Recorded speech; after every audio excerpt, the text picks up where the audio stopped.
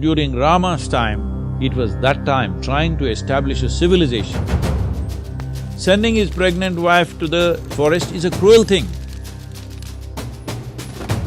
He lived with that pain every moment of his life. So in Krishna's case, he deals with them completely differently, not by the book, but by his wit. In the war, he was very cunning. So he is dealing with him in a different way.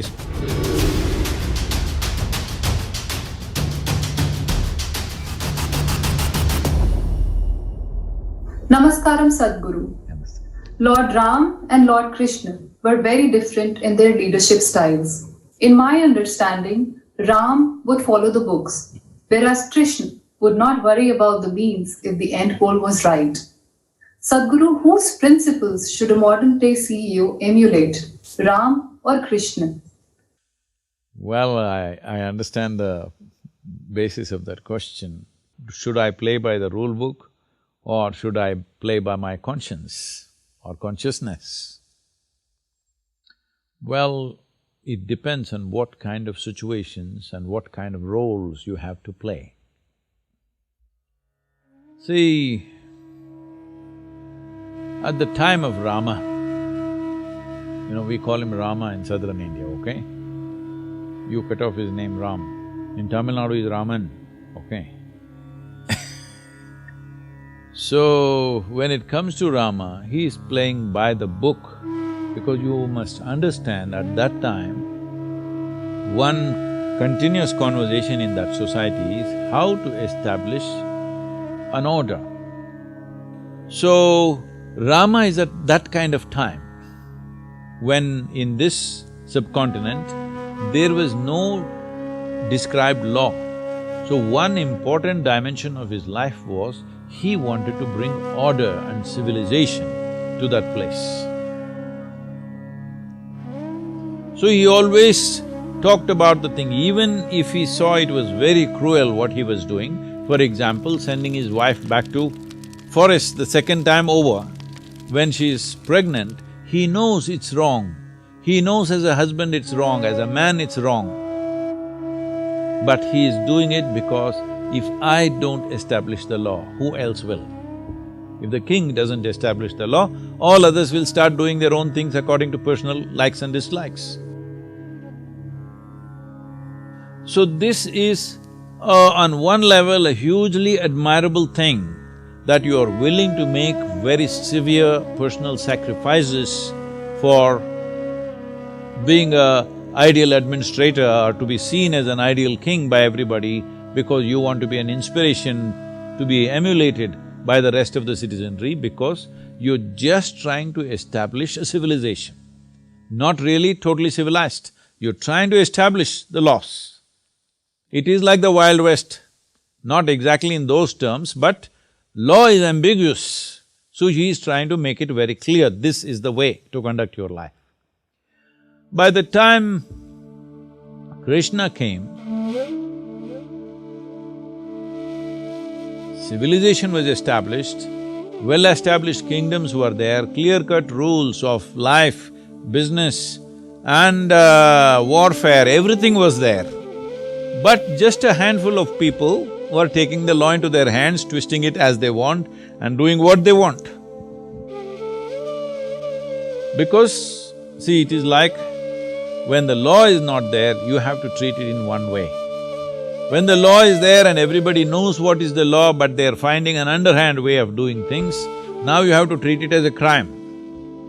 So how you treat crime and how you treat an outlaw, I'm trying to make a difference, there is not much difference, but I'm trying to make a difference because somebody is out of the law because he has no sense of law in his head.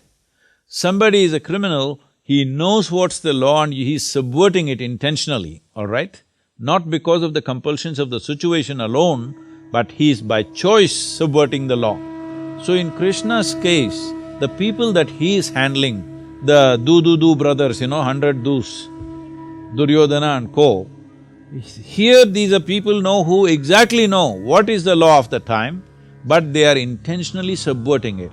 So he deals with them completely differently.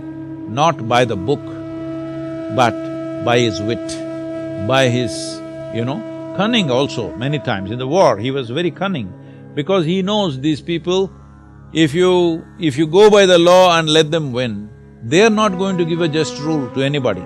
They will do anyway what they want to do, all right? They'll anyway do what they want to do. They will not go in a just manner for the people. So he is dealing with him in a different way. So these are two different contexts. These are two different times. So what we need to see is, for their time, they are acting in a relevant way, both of them.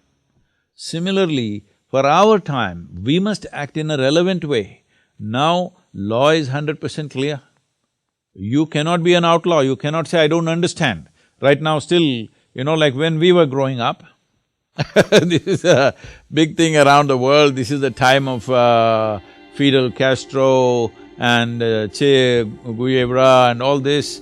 We are all thinking revolution, revolution. In India, all this Charu Majumdar, Kanu Sanyal and all these people, Somalu in the south, we are all super inspired by them and we want to go into armed conflicts. Well, it took some time for me to come to my senses, but otherwise I was almost there, okay? Some of my friends went. I went till there, but then I found that organization was as corrupt as anything else as the government is, so I stepped back. Why I am telling this to you is, that was a time when I'm saying in 60s, 70s, we are still thinking this nation is not fully formed. But now this nation is fully formed, all our business should be is to establish the constitution in everybody's minds and hearts. It's very important, because that is where the largest well-being is. If I write my own constitution and you write your own constitution, nobody is going to be well in this place. If we want to address the largest well-being of this nation, largest number of people in this nation, then we must go by a single law, single rule book. It's very important.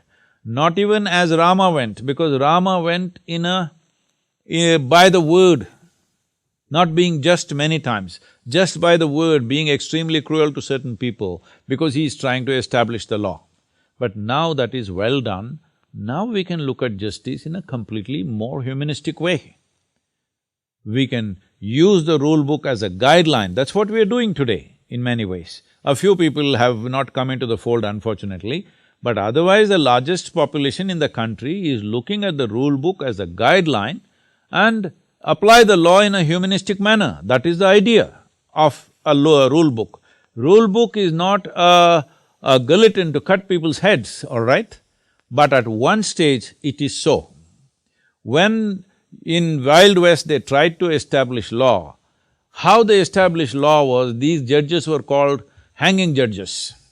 That doesn't mean they were hanging. For anything they were hanging people, just about anything. Daily hangings in small towns. In a town of a few hundred population, every day hanging, all right? Every day at least one guy will be hung. So hanging, they kind of established the law. Unfortunate, this happens to a country or a civilization when you're trying to establish a national identity or a civilizational identity in a very short span of time. When it happens over a long span of time, it can happen with much less cruelty, but when it tries to happen in a very short, brief amount of time, enormous cruelty will happen. This is what people call as revolutions, this is what people call as establishment of law, whatever. But when they try to do it in a short span of time, wherever you see in the world, whether it's United States or China or Russia, wherever, when they tried to create a whole new civilization in a brief amount of time, it could only happen with enormous cruelty. So during Rama's time, it was that time trying to establish a civilization, but not in such a rush as it's been done in modern times. They took time, so there was no that level of cruelty, but there was cruelty. Sending his pregnant wife to the forest is a cruel thing, very cruel thing for himself. It's not just cruel to his wife and his children, it's extremely cruel to him. With that pain he lived all his life. He was not somebody, he sent his wife away and he's happy. He lived with that pain every moment of his life. But he still did it because for him, establishing a rule book was very important. But Krishna's time is a different time. Our time is totally different time. So we must be current, we must be relevant to the times in which we exist.